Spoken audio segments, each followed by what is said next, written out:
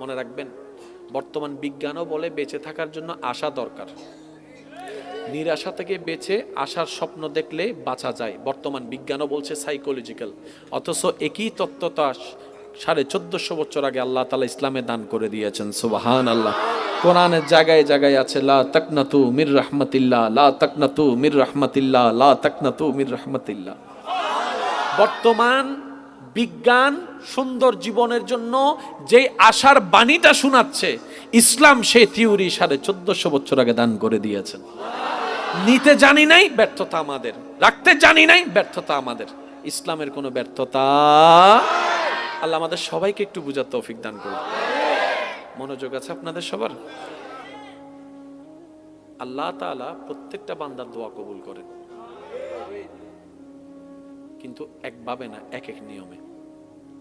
অনেক সময় আপনারা দেখবেন ভালো মানুষ, নেককার মানুষ দোয়া করে কিছু চাইলে দোয়া কবুল হয় না। আবার অনেক সময় দেখা যায় কোনো খারাপ মানুষ, পাপী মানুষ দোয়া করলে কবুল হয়ে যায়, চাইলেই পাওয়া যায়। তা আপনাদের আমাদের একটা মনের প্রশ্ন থাকে, কি রে, সে নামাজ পড়ে না, সুদ খায়, এমন করে, তার জীবনে এত স্ট্যান্ডার্ড কেন? আর একজন নামাজ পড়ে, তার জোতাটা চলে গেছে। আছে না এরকম? মনে রাখবেন,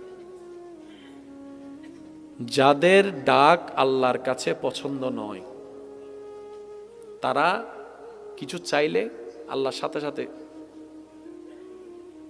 তার আওয়াজ আমার শুনতে ইচ্ছা করতেছে না, দিয়ে মুখটা বন্ধ কর। যার ডাকাটা রবের কাছে ভালো লেগে যায়, যার ফরিয়াদ ভিক্ষা করাটা রবের কাছে পছন্দ হয়ে যায়, যার হাত পাতাটা রবের কাছে পছন্দ হয়ে যায়, যার সিজদায় ঝুঁকে যাওয়াটা রবের কাছে ভালো লেগে যায়, যার রহমান বলে ডাকটা রবের শুনতে ইচ্ছা করে, সে যখন চাইতেই থাকে, রব বলে যে এখন দিব না, আরো ডাক, আরো ডাক, আরো ডাক। এক সপ্তাহ, এক মাস, এক বছর, 2 বছর, 3 বছর, 5 বছর, 10 বছর চলেই যাচ্ছে, সে চাইতেই আছে, রব শুনতেই আছে, সে চাইতেই আছে, রব শুনতেই আছে। ফেরেশতা বলে, মওলা, মামালা তো কিছু বুঝলাম না, দুশমনকে দিয়ে দিলা, আশেককে দাঁড়া করে রাখছো। আমরা হলে তো দুশমনকে দাঁড় করে রাখবো, আশেককে দিয়ে দিব। রব বলে যে আমার ইশকের মামলা ভিন্ন, তুই আমার বান্দাটাকে দেখ, কত আদর করে আমাকে ডাকছে, কত মায়া করে আমাকে ডাকছে, আর আমি যে তাকে দিচ্ছি না, সে একবারও আমার সাথে রাগ করতেছে না, সে বারবার ধৈর্যের পরীক্ষা দিয়ে যাচ্ছে।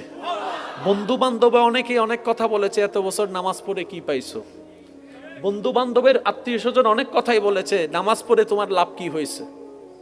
এত রাত জেগে তাহাজ্জুদ পড়েছে, তোমার কি হয়েছে? একটা দোয়া তো কবুল হয় নাই। 1000 জনে 1000 কথা বলেছে, কিন্তু আমার আশেক কাডেক, সে আমার দিকে তাকায় আছে, সে আমার দিকে তাকায় আছে। সে 1000 মানুষের কথা শুনে শয়তানের ফাঁদে পা দেয় নাই, আমার দিকে তাকায় আছে। তার এই পাগলামিগুলা দেখতে আমার রবের বেশি ভালো লাগতেছে, সেজন্য আমি তাকে অপেক্ষা করাচ্ছি, যেন আমি সে যা চাচ্ছে তার চাইতে 1000 গুণ বেশি নিয়ামত দিয়ে তাকে খুশি করব। সুবহানাল্লাহ। আল্লাহ সবার ডাক শুনেন, সাড়া কখন দিবেন, কিভাবে দিবেন, সেটা একমাত্র আল্লাহ পাকের ইচ্ছা। এটা নিয়ে কারো ইন্টারফেয়ার করার, ভাবার কোনো দরকার। কোনো বান্দার যদি কোনো দোয়া দুনিয়াতে কবুল না হয়ে থেকে যায়, তাও বান্দার জন্য ভাগ্যের ব্যাপার। কিভাবে? নবী রাহমাতুল লিল আলামিন বলছেন, কারো দোয়া যদি দুনিয়াতে বাকি থেকে যায়, সে মারা গেছে, তার লেনদেনের সুযোগ, আল্লাহ তাআলা সেই দোয়া করার বদৌলতে হাসরের ময়দানে তাকে রহমত দিয়ে ভরপুর করে দিবেন। কোন বান্দার দোয়া বিফলে যায় না, নবী মুস্তাফার উম্মতের দোয়া বিফলে যায় না। আর দোয়ার মধ্যে রবকে ডাকা হয়, রব বলে যে আমার বান্দা আমাকে ডাকবে, সেটা পানিতে ভেসে যাবে, সেটা কখনো হতে পারে না। আমার বান্দা আমাকে প্রতিবার যতবারই ডাকবে, কোনো না কোনো নিয়ামত দিয়ে তাকে আমি ভরপুর করেই দিব। বলেন সুবহানাল্লাহ।